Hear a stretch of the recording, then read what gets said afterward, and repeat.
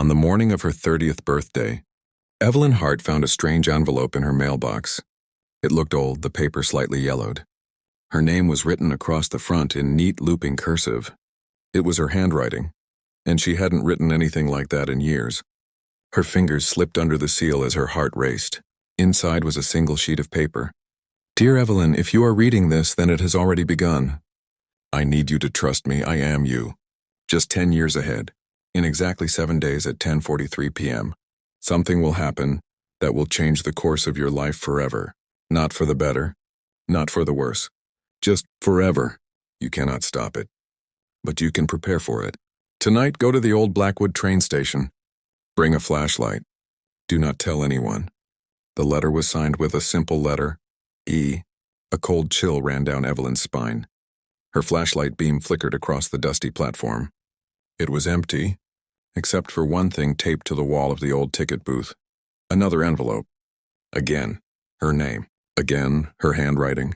The second letter read, "Good, you came. In 7 days at exactly 10:43 p.m., you will receive a call. You will not recognize the number. You will want to ignore it. Don't. Answering it will be the most important decision of your life."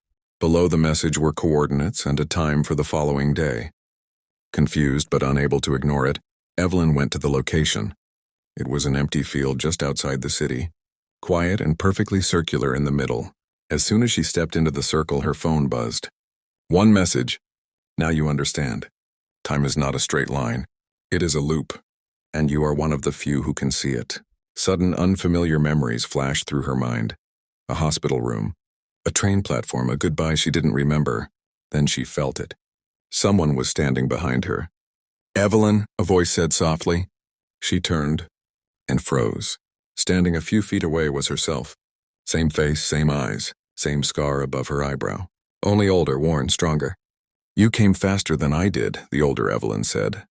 "What is this?" she whispered. "You're not going insane," her future self replied. "You're finally waking up." They sat in the field as the sun set. The older Evelyn explained that in 10 years, she would be forced to make a choice so powerful it shattered time itself. She had been trying to fix it ever since.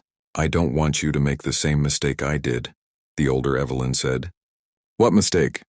"I trusted the wrong person." A name appeared in her mind, Daniel, the man she had recently started seeing. "He's the reason the call happens," her future self warned, "and the reason everything unravels." "Then I just won't answer the call," Evelyn said. "You have to," the older version replied. "If you don't, the outcome is much worse." The next 6 days passed slowly. Nightmares filled her sleep. Fire, sirens, whispered apologies. Daniel continued texting as if nothing was wrong. Each vibration of her phone made her heart race. The 7th night arrived. 10:42 p.m. She sat on her bed staring at her phone. Her hands trembled as the second hand on the clock reached the top. 10:43 p.m. The phone rang. Unknown number. Heart pounding, she answered. "Hello?" Only silence. Then a quiet breath. A voice whispered, "I'm sorry, Evelyn, but you weren't supposed to remember." Suddenly, her lights flickered. The air shimmered. Daniel stood in front of her, but he didn't look normal.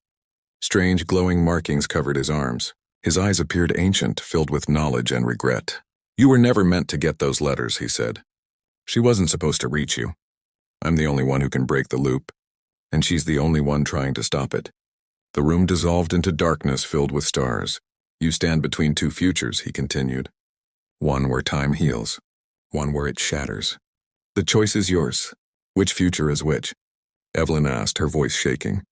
Daniel stepped closer, his glowing markings flickering like fire. "That depends entirely on who you decide to trust," he said softly. "Your older self or me." The air around them trembled, as if the world was waiting for her answer. Evelyn's mind raced.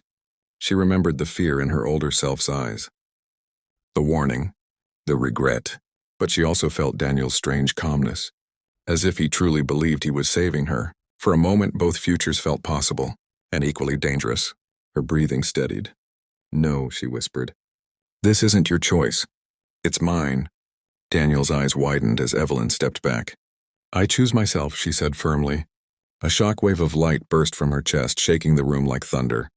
The world snapped back. Her room returned in an instant.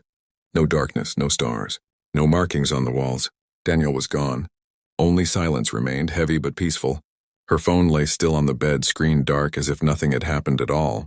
Then she noticed something beside her pillow. Another envelope. Her hands trembled as she opened it.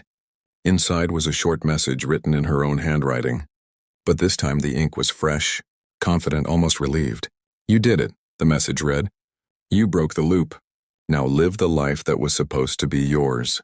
Evelyn exhaled slowly, feeling the room grow warmer. For the first time in days, the future felt like her own.